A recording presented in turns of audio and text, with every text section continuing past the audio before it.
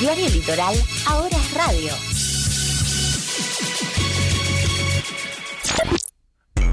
Mucho humo, mucho humo. No te quemes con noticias falsas. Noticias falsas. Cosas que están mal. ¿Cómo llegaste a eso? Me fui dando cuenta, charlando con muchas personas con discapacidad, es que algo que suele hacerse es creer que las personas con discapacidad son seres de luz, son guerreros. Como hay algo de infantilizarlos y son todos buenos. Todos buenos, ¿viste? Hay como una solemnidad que termina siendo infantilizante y que termina anulando al otro, ¿no? Pues son tan buenos, son tontos también. Claro, hay algo de pobrecito, tanta desgracia tuviste, como hay algo de esa sensación que no podíamos caer ahí. Entonces teníamos que hacer personajes con contradicciones, como somos nosotros, y teníamos que darles a ellos también la posibilidad de reírse de ellos mismos. Por ejemplo, para esta segunda temporada nos juntábamos con los actores a tratar de entender las cosas que les pasaban, sus perspectivas del mundo, y esas cosas las íbamos incorporando. Hace poco hicimos una proyección para chicos y chicas autistas, para personas con discapacidad, y decían, preguntanos qué necesitamos, nosotros te vamos a decir. No hay que asumir, por ejemplo, en la temporada 1 hay una escena que sucede, que nos contaron muchas veces, una chica en silla de ruedas para una esquina y la cruzan, ¿viste? Y por ahí no quiere cruzar a esa persona, pero hay una necesidad de sentirse bueno. Estás escuchando El Litoral Radio. Bien, acá estamos, ahí escuchábamos un poco a Santiago Korowski, protagonista de División Palermo, obviamente esta serie que ha estrenado su segunda temporada en Netflix, ¿no? Y bueno, que aborda también la cuestión de la inclusión de las personas con discapacidad a través del humor, ¿no? Básicamente es lo que pregona la serie, incluso personas por ahí que tienen alguna discapacidad, como ese personaje que es ciego, pero está interesado exclusivamente por la plata y no le importa más que eso, como esa frivolidad que también tiene que ver con intereses por ahí nuestros y que va en contra de justamente lo que él planteaba, ¿no? Esto de la infantilización permanente que se da en torno a las personas con discapacidad. Vamos a hablar con nuestra psicóloga amiga ya a esta altura, con Anto Fraga Turpin, que está aquí con nosotros. Su matrícula es 1297 y nos va a acompañar este ratito. Anto, buen día y gracias por estar acá. Hola, buen día, de vuelta, gracias por invitarme. Sí, yo también me siento amiga, ya está, ya estoy cómoda. Bien, bueno, ¿qué reflexión te deja a priori este disparador, digamos, de la infantilización? ¿Cómo abordamos por ahí a las personas con discapacidad? Y principalmente esto, de poder decir, bueno, pero son personas también, ¿no? Y lo que eso conlleva, las contradicciones, como él dice, que conlleva también ser una persona, ser sujeto. No dejan de ser sujetos porque tengan una discapacidad. Y esto de pensar también la discapacidad como este concepto que tiene dos frentes, o bueno, dos componentes, que es la limitación de la persona, la limitación que puede ser física, mental, cual sea, pero también la limitación que tiene en la sociedad y la mirada limitante que tiene la sociedad y a la que esa persona puede acceder. O sea, esas limitaciones que vienen de la afuera, ¿no? Porque... Y por ahí vos, ¿qué pensás que eso es consecuencia de que, digo, esta infantilización, digo, que muchos lo hacemos, por ahí caemos en esa, o de esta romantización o esta visión idílica, digamos? ¿Vos a qué pensás que se debe eso? Y esto de no poder reconocer la diferencia y cómo esto diferente y tan diferente, tan obvio, molesta, pareciera, ¿no? Como que esta diferenciación de que el otro le falta un brazo, es ciego, termina siendo como un espejo raro que molesta un poco. Entonces uno tiende a ponerle como cualidades al otro que no tienen nada que ver con la persona, sin conocerlo, como esto de esta infantilización, ¿no? De decir, ay, bueno, pero pobrecito, sufrió tanto en la vida que pobre ángel. Y capaz que es una persona... Esto de seres de luz, de ser son angelitos, ¿no? Y quizás no son tan angelitos, digamos, y cómo abordar el tema de los límites también ahí. Exactamente, pero también está pensarlos como personas, como nosotros, atravesados por un montón de cosas. Son sujetos atravesados por la sociedad, por los placeres, por las necesidades, como vos, como yo, y eso también deja de lado, ¿no? Como ver a esta persona y decir, bueno, esto que también traía Santiago de sentirnos buenos, ¿no? Como esta cuestión de decir, ay, bueno, pobrecito, no, él es bueno, ¿cómo le voy a decir que no? Si mira todo lo que ya sufrió en la vida. O incluso esas acciones casi impulsivas que él ponía ejemplo en el capítulo donde hay una chica con silla de ruedas en una esquina y automáticamente la haces cruzar suponiendo que ella quiere cruzar y no que estaba ahí, digamos, también todo eso cómo va jugando, ¿no? en el inconsciente, sumado a esto de mi buena acción del día. Exactamente, yo tengo un ejemplo que nada tiene que ver con la discapacidad, pero que siempre me hace acordar. Yo tenía una bisabuela que vivió hasta los 100 años y hasta los 90 y piquito caminaba un montón por Buenos Aires. Y cada vez que ella se paraba en una esquina, había gente que le decía, ay abuela, ¿la ayudo a cruzar? Y ella la miraba y le decía, yo no soy tu abuela. Mis nietos son todos rubios de ojos claros. Vos no. Listo, totalmente. Yo no tengo por qué cruzar. Me vas a tirar y no quiero. ¿Y por qué vos tendrías que ir a acercarte a una persona a suponer cosas? Aparte de las formas, ¿no? Digo, Sí. en todo caso, un señora quiere que le ayude, sería distinto a abuela la ayuda a cruzar, digamos. También desde ese lugar uno como que... ¿Cuántas personas no son abuelos? ¿No? ¿Y claro. qué sabemos de la historia de esa persona? Y lo mismo con la discapacidad. ¿Qué sabemos de la historia de esa persona que está ahí y nosotros suponemos cosas por sobre ellos? No tomándolo como sujeto. Y digo, esto tiene un impacto, asumo, bueno, en las personas, ¿no? En esto de no sentirse sujetos, pero pienso en aquellas personas que por ahí tienen un familiar, ¿qué impacto genera no resolver de buena manera ese conflicto que se plantea, ya sea porque a él, por sus condiciones, le prestan más atención, están más preocupados, le dan más importancia, y yo como que quedo un poquito relegado? Y es el lado B de la discapacidad, o sea, la discapacidad atraviesa toda una familia. Eso también hay que tener en cuenta, que hay una historia y hay una familia que sostiene por detrás. Y que cómo cada uno hace su duelo frente a, bueno, esto que traías vos de los límites, o esto que traes vos de como hermano me siento más relegado, de hacer el duelo de ese hijo que venía y que uno lo sueña y lo espera sano, lo espera sin ninguna complicación, sin ninguna condición, y ese duelo, atravesarlo, bueno, es muy particular de cada uno y tiene sus efectos, como vos decís. Puede pasar de esas madres que, bueno, no sé, mi hijo ya sufrió un montón, entonces, ¿por qué no le voy a dar todos los gustos? ¿O por qué le voy a decir que no? ¿O por qué no voy a, o sea, no sé, es mucho más frustrante, como es frustrante, ¿no? Sí, la maternidad, pero también es frustrante con un hijo que no se puede vestir, con un hijo al que le cuesta muchísimo más bañarse, ir al baño, y todo eso atraviesa a la persona y es difícil. Y ahí también está la cuestión de que generalmente son las madres o las mujeres, las cuidadoras por excelencia, me sale decir, pero a la que a alguno le machaca toda la responsabilidad, ¿no? Incluso, ¿quién no ha visto señoras mayores cuidando a personas con síndrome de Down, por ejemplo, que también son grandes y porque nadie más los cuida, digamos, y ellos tienen que hacer toda una postergación de su vida? Y es también esto que decíamos, ¿no? El lado B de la discapacidad y la gran falla que también tenemos como sociedad ante esa persona que tiene otro tipo de necesidades y tiene otro tipo de limitaciones. Porque, bueno, yo uso anteojos, yo no veo. Entonces hay cuestiones que también todos nos atraviesan y tenemos diferentes limitaciones. Lo que pasa es que hay limitaciones que están más a la vista.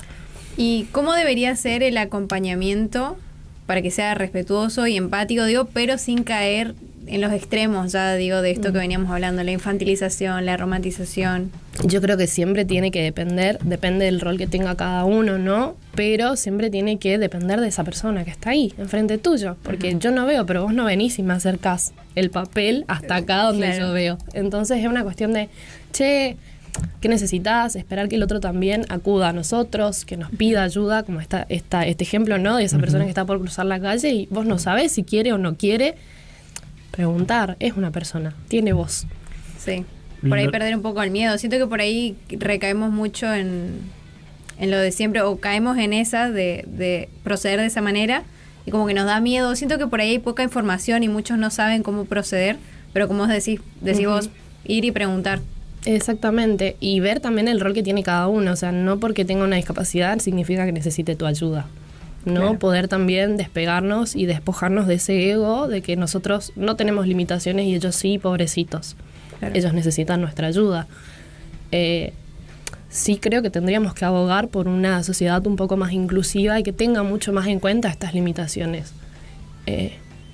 Esto que vos traes, el ejemplo de esos padres que están desde muy grandes y esa pregunta que siempre hacen, y bueno, hay que pensar en tu hijo al futuro, hay que pensar que cuando vos no estés. Y la otra vez escuchaba a un papá que decía, no, a mí lo que me preocupa es qué va a pasar con mi hijo cuando termine la escuela. ¿Qué va a pasar cuando terminen esos espacios en donde yo puedo trabajar y él está en la escuela? Exacto. Entonces, ¿qué pasa con esas horas? ¿Qué pasa con mi hijo? ¿Va a poder tener un trabajo? ¿No va a poder tener un trabajo? ¿Va a tener las mismas posibilidades? O sea, son muchísimas las preguntas que creo que tenemos que responder como sociedad y que hoy no lo hacemos.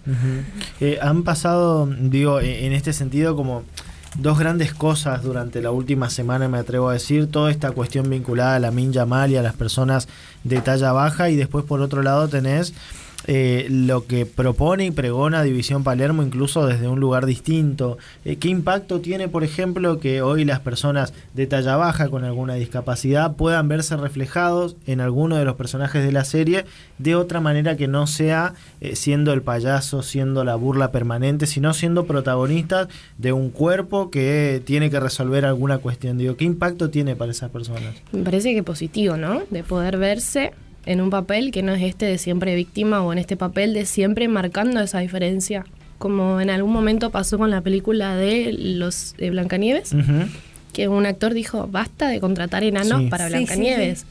O sea, porque un enano no puede tener el papel de galán, porque un enano no puede ser, o sea, basta. Una persona, como vos decís, de talla baja tiene que tener posibilidad también de tener otro tipo de representación y que no sea siempre desde el lugar de talla baja.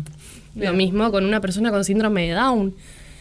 Lo mismo con este chico ciego que aparece en la serie. O sea, ¿por qué siempre tiene que ser como haciendo hincapié en esa limitación? Claro, como que se refuerza esa imagen que ya se tiene hoy en la sociedad, digo, que se está implantada muchas veces por lo que se representa en la tele, en las películas, en las series, en esa posición de víctima, digamos, como revictimizándolos otra vez, limitándolos, me parece que también es la palabra, ¿no? Incluso vos sabés que este actor, que no recuerdo el nombre, que encarna, que hace del personaje ciego, digamos, que él no ve, pero dice que cuando estaban escribiendo el guión de la serie le preguntaban, por ejemplo, ¿dónde guarda una persona ciega la plata? Por ejemplo, porque él dice, en una entrevista con Novarecio, dice, mirá, mi personaje es ciego, pero tiene un interés frívolo por la plata, lo cual es contradictorio, si se quiere, porque no es una cuestión ideal, ¿no? Soy frío en mis necesidades como cualquier persona que busca la guita, por más que no vea. Y él dice, y lo que más me llamó la atención fue que cuando me pasan el guión, la persona empieza ciega y termina siendo ciega. En otros lugares dice, la persona empieza ciega y termina viendo. Entonces acá me parece que está bueno que estos problemas por ahí no tienen solución y hay que convivir con eso. Exactamente, esas limitaciones que sigan siendo limitaciones y van a seguir siendo limitaciones, y que pasa mucho, por ejemplo, con el síndrome de Down. Esto de pensarlo como una enfermedad y no es una enfermedad porque no se cura, porque no se contagia, es una condición genética. Y partir desde ahí, de entenderlo y de abordar desde ahí todo lo que significa, porque es un abanico gigante de cosas que uno tiene que atravesar y acompañar en una persona con este tipo de condiciones. Y también a mí me pasaba, yo trabajé mucho tiempo con la discapacidad en niños, de acompañar a esos padres. Creo que también es muy fuerte y muy duro por ahí acompañar a padres de hijos con limitaciones, de hijos con condiciones, porque venimos todos con un desconocimiento de ser padres y más de poder adaptarnos a esa limitación y adaptarnos y empezar a ver lo injusta que es la sociedad realmente. Aparte, pienso que por ahí no es solo me adapto yo como persona, sino dependiendo de la condición, tengo que readaptar mi entorno, tengo que modificar todo. Tengo que, como de alguna manera, desaprender lo que aprendí y volver a aprenderlo para enseñarlo. Quedé solo, mis amigas ya no quieren porque mi hijo tiene autismo y de repente hace un berrinche, entonces nadie quiere salir con el nene que hace berrinche, pero cuando tu hijo de 5 años hace berrinche no pasa nada. Entonces vos decís, hay una doble vara también para medir las cosas y que se dejan muy desamparados a esas familias con limitaciones, discapacidades y condiciones. ¿Y qué repercusión tiene en las personas con discapacidad por ahí esta forma, estos tratos digo, infantilizarlos, romantizarlos? ¿Qué consecuencia tiene? ¿Alguna consecuencia en su autoestima o en su forma, digo, si es desde muy chicos, digo, en su desarrollo, en su crecimiento? Mucho tiene que ver con el desarrollo de una persona, con este tipo de limitaciones o de síndromes o de lo que sea, el desarrollo como persona realmente, como sujeto. Esa cuestión de, por ahí, abuelas que, o padres o madres que desde esto de decir, no, bueno, él no puede, se lo hago yo. Claro. No, bueno, vamos a esperar a ver hasta... Obviamente, capaz que no puede atarse los cordones, pero ponerse las zapatillas puede. Entonces, no compremos con cordones, compremos con abrojo. Se lo pone. No sé, no puede ir al baño porque no se sabe sacar el cinto. Bueno, no le ponemos un cinto. Vamos viendo, ¿no? Vamos adaptándonos. Porque sí, es difícil, por ahí, como decía, esto del duelo de un nene normal, lo que sería la norma, a un hijo con limitaciones. Entonces uno por ahí trata de, no sé, te vas y las zapatillas, la mayoría a cierta edad ya tienen cordones, entonces ya, bueno, empezar a moldarse a esas cuestiones por ahí es difícil. Y eso afecta totalmente, directamente en el desarrollo de una persona. Porque si, como yo no me puedo atar los cordones, me estás poniendo vos todos los días la zapatilla, cuando yo me tenga que poner solo no voy a poder. Claro. Incluso pienso que vos decías recién, nos damos cuenta de lo verdaderamente injusta que es la sociedad. Yo pienso que por ahí, incluso hablar de este tema y por ahí enfrentarse a algunas palabras, digo, discapacidad, cáncer, generan como ese tabú todavía de, che, ¿cómo los menciono? ¿Cómo me refiero a ellos? ¿Cómo les digo? Un montón de miedo, ¿no? Claro, a ahí, meter la pata. Y desde ahí, ¿cómo hago para cambiar mi actitud si tengo miedo incluso a nombrarlos, digamos?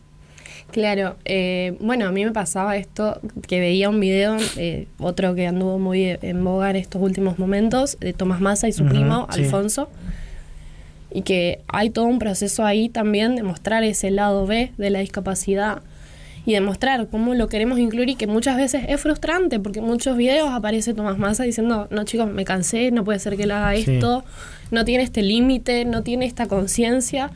Bueno, pero enseñáselo, digamos, ¿no? Y cómo él también va rompiendo con eso. Y hay un video en particular que Flor Viña le dice, ¿cómo es tu apellido? No me acuerdo bien cómo es el tema. Y que Alfonso le dice, bueno, mi nombre es Alfonso fulano de tal, Down. No digas así, le dice ella. Y Tomás Massa se da vuelta y le dice, pero él tiene Down. O sea, él tiene síndrome de Down, él es Down. Y es un proceso que estamos haciendo para que él lo acepte. Sí. No vengas a tomarlo como que Down es está una mala mal, palabra. es mala palabra. De repente no se le puede decir a un Down que tiene Down. Claro. Y Alfonso le dice, pero yo soy Down. O sea, soy un Down lindo, que no sé qué, que bla, bla, bla, pero lo soy. Entonces no podemos tampoco, con este miedo de la cancelación, con este miedo a todo, empezar a no nombrar las cosas. Y por ahí, justo que sacabas ese tema, estaba pensando también todo el revuelo que se armó, digo, una de las cosas que había pasado, de los motivos por los cuales Tomás Massa se había enojado en su momento, era porque Alonso había hecho que se le envió un video con inteligencia artificial a una novia de él, algo relacionado a la sexualidad. Por ahí ese tema, que es un poco tabú, relacionado también con las personas con síndrome de Down, ¿tenés algo para desmitificar un poco, que imagino que hay muchas cosas? Es un tema re largo, me parece, pero muy lindo para hablar. Siento que la sexualidad siempre fue tabú en respecto a cualquier persona, ¿no? Uno no habla tan libremente de la sexualidad, pero asociado a una condición, asociado a una discapacidad, menos. Porque son angelitos. Porque son puros. Deseo. Ellos son puros, son niños para siempre. Otra cosa que también he escuchado un montón es, no, él tiene retraso madurativo, él se queda en los 7 años. No existe eso. No, él, mi edad mental tiene 9. Claro. Tranqui. Sí, pero el de 9 está que mira a todas las niñas, que mira a todas las chicas. Y no tiene nada que ver, porque seguimos teniendo un cuerpo, seguimos teniendo hormonas, seguimos teniendo necesidades. Claro, biológicamente. Exactamente, que ese tema de la sexualidad tendríamos que poder ser un poco más libres. Existe la sexualidad en el síndrome de Down. Encima es una cuestión que está muy exacerbada, digamos, ya como condición, digamos. Entonces tenemos que poder hablarlo. para poder ponerle un límite, para poder enseñar lo que está bien, lo que está mal, lo que sí se hace, lo que no se hace, y entender que también tienen deseo. Porque ¿Será son que es sujetos. más fácil decir que son puros, son angelitos, son buenos y no tratar de hacer el intento de enseñar, de poner límites? Quizás producto de la frustración que vos mencionabas, de cómo por ahí todo se hace más cuesta arriba, te van dejando de lado, entonces hasta para querer pertenecer decís, bueno, no hago el esfuerzo. Uh-huh. Sí, no sé si no hago el esfuerzo porque es muy difícil también juzgar a esos por ejemplo, padres. sí, por supuesto. Pero sí siento que es esta cuestión de poder decir, no lo queremos ver. ¿Qué padre quiere ver que su hijo tiene sexualidad, no? Y qué feo cuando eso se vuelve tan real de que es, no sé, pasaba muchas veces, son chicos que se masturban, son chicos que tocan, son chicos que tienen a veces como esta falta de límite en tanto a saber lo que es un abuso o no. Y suele pasar en instituciones que comparten con otros chicos que suelen tener estos arranques, ¿no? De sexualidad o de no poder controlarse en ese sentido. Y debe ser muy difícil y muy humillante también, creería, como padre, tener que tener esa charla. Pero sí, es muy difícil. Para eso también está el acompañamiento profesional, creo, ¿no? De poder poner los límites. Conozco profesores que han trabajado con chicos que se masturbaban muchísimo en cualquier ámbito y que logramos y que se logró que ese nene deje de hacerlo, que esa nena deje de hacerlo. Pero también hay que darle una contención a esos padres que de repente se encuentran con que su hijita anda a los 14 años masturbándose delante de la gente, digamos, ¿no? Claro, y la respuesta ahí es básicamente educación, digo, decirle las cosas, tratar de no tener miedo a hablar de esos temas que por ahí incomodan, digo, incluso para los mismos padres, como decís vos. Sí, yo creo que sí. Educación y muchas veces también esto de poder buscar ayuda profesional que acompañe y que contenga, ¿no? Todo, estamos hablando en un contexto quizás donde, por ejemplo, hoy Tomás Massa trae a su primo y hace todo este proceso, incluso de mostrar lo que es convivir con una persona con síndrome de Down, que lo que está haciendo es allanar todo ese camino que por ahí se mantiene bajo la alfombra, ¿no? De decir, no, esto es feliz, pero los problemas quedan de la puerta para adentro. Él no solo los muestra, sino que los exterioriza. Y hace 10 años era impensado que algo así pase. Algo está cambiando en ese sentido. Sí, y tomando particularmente el caso de él, yo he leído muchísimas críticas hacia él, como que lo critican. Por la exposición. Porque lo expone, porque lucra. Que ese nene no puede querer ser streamer. Claro. Esa persona, Alonso, no puede querer salir en los videos. ¿Por qué no podría él, digamos, salir? Y todos los amigos de Tomás Massa está bien que salgan, pero él no. Con él se lucra, porque él no tiene deseo. Él es una persona que... Claro, lo están manipulando todo el tiempo. Lo manipulan, ¿no? Es tonto, no tiene intereses. Lo único que le interesa es jugar, porque es un niño. Y vos decís, bueno, pero si le preguntas a cualquier nene, quiere ser streamer. ¿Por qué Alfonso no puede? Me parece muy bueno también que se le esté dando exposición en el sentido de que por ahí siento que no sé si era tan común, siento que antes es como que se los escondía. Esto que estábamos hablando, digo, ¿por qué no pueden ocupar un lugar de exposición en los medios igual que todos? Exactamente, lo mismo. Y también, y desde de vuelta, y no desde este lugar otra vez de una persona con síndrome de Down, sino el primo de Tomás Massa, ¿no? Que viene, que comparte y que muestra, como decía, ese lado B, ¿no? También todo ese proceso que significa.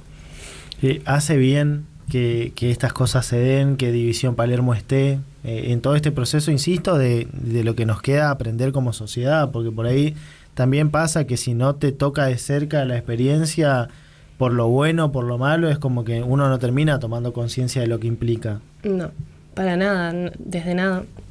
Es muy difícil también caminar por las calles de nuestra ciudad y darnos cuenta de la cantidad de limitaciones que imponemos nosotros como sociedad frente a estas personas que ya tienen de por sí sus limitaciones, ¿no? ¿Quién no vio un aire que casi se lo come? O ventanas y persianas abiertas hacia afuera, o rejas. Y yo muchas veces pienso, ¿qué pasa si una persona ciega está muy pegada a la vereda y se lo come? O sea, no hay... Porque el bastón está por abajo, entonces, ¿cómo ves o cómo te anticipas a la posibilidad de que haya un aire acondicionado de la nada ahí, digamos, ¿no? No hay una regulación. Las veredas, otra cosa, un desastre. Sí. Y cuando se hace el intento, ay no, pero ¿por qué está esta vereda que es incómoda? Esta parte, viste que tenemos ahora las veredas con inclusión para las personas que no ven. Y mucha gente se queja, ay no, si piso acá me duele el pie, me doblo, me esto. Y vos decís, bueno, dale, pero está bien, sí, pero sirve. Es lo que sirve.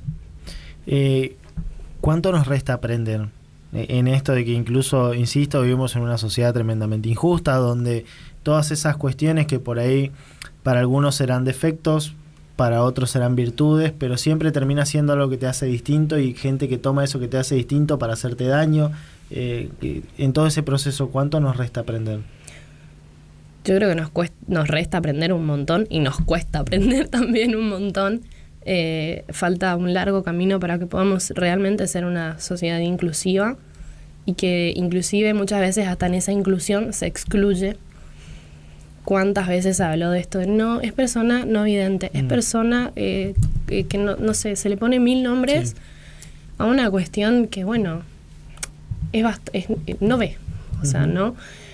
No sé, esto de también el síndrome de Down, no son esto, no son lo otro, bueno chicos, basta. Y el nombre de esa persona y ese sujeto que está ahí frente a nosotros, entonces también empezar a pensarlos así creo que nos va a allanar un poco más el camino, ¿no?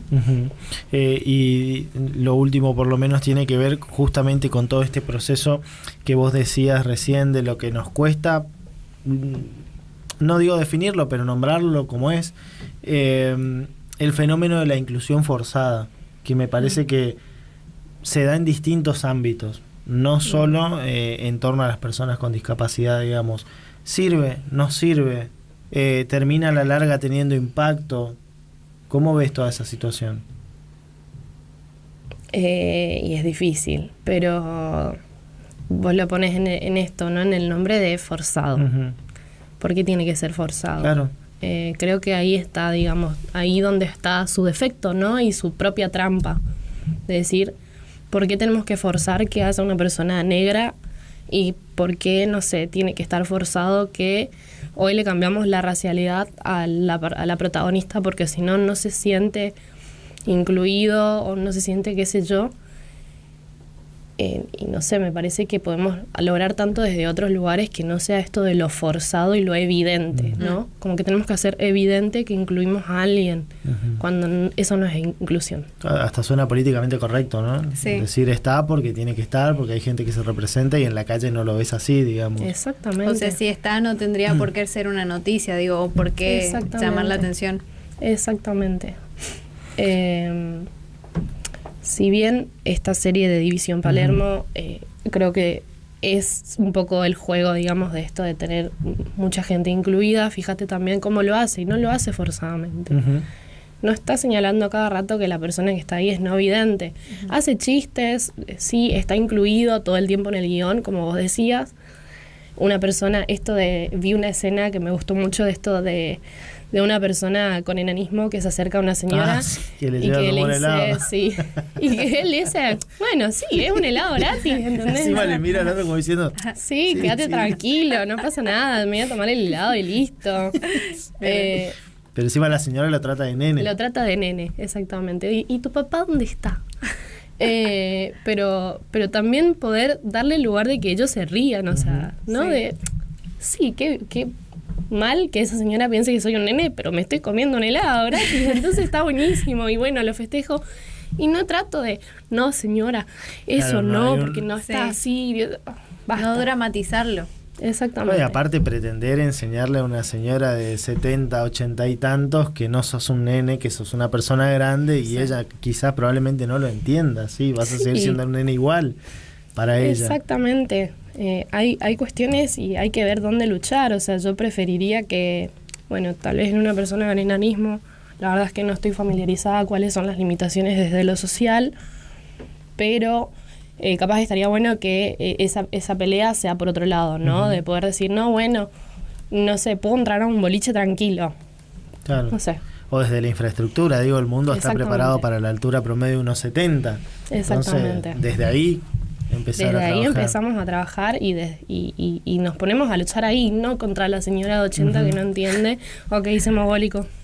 Claro, sí. Bueno, y ya que mencionas esto, digo, ahora sí lo último, ¿cómo vemos qué genera en todo este trabajo de información, concientización, decir las cosas como son, el discurso, por ejemplo, donde el mogólico termina siendo un insulto, por ejemplo, por parte del presidente, digamos, que de alguna manera es naturalizar toda una manera de agredir al otro en función de los defectos. ¿Qué impacto tiene todo esto en toda esta lucha que se está haciendo? Muy negativo. Pareciera que hoy la diferencia es negativa, ¿no? Y eso se usa como arma. Y justamente creo que es todo lo distinto y todo lo contrario a lo que queremos, o a lo que se busca, digamos, o a lo que yo busco. Inclusive también, no solo desde el presidente, pero también contra el presidente, muchas veces esto de es autista, es esto, es lo otro. Y no sé, me parece muy violento, y que limita muchísimo más de lo que ayuda o de lo que pretende. No sé, en realidad no sé qué se busca tampoco, pero sí, me parece muy violento y muy limitante.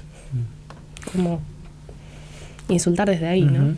Claro, sí, aparte lo veo mucho, como vos decís, no solo el presidente, sino parece que es la moneda corriente hoy, sobre todo en redes sociales. Sí, porque lo grave del presidente yo creo que es la figura, sí, por ¿no? supuesto. O sea, es el presidente, no podríamos, o sea, es él el que habilita después lo demás, y me parece horrible, me parece muy bajo. Sí, se generaliza una forma de hablar, digo, que atrasa, digo, por ahí mucha lucha, mucha protesta, mucha lucha social para que se dejen de utilizar ciertos términos o por ahí ser un poco más respetuoso. Y aparte, una cosa es que nosotros no nos pongamos a pelear contra una señora de 90 que toda su vida atravesó de otra manera la discapacidad y las diferencias, porque obviamente que hace 40 años un chico con síndrome de Down estaba encerrado en su casa y no salía y no se mostraba porque era una vergüenza.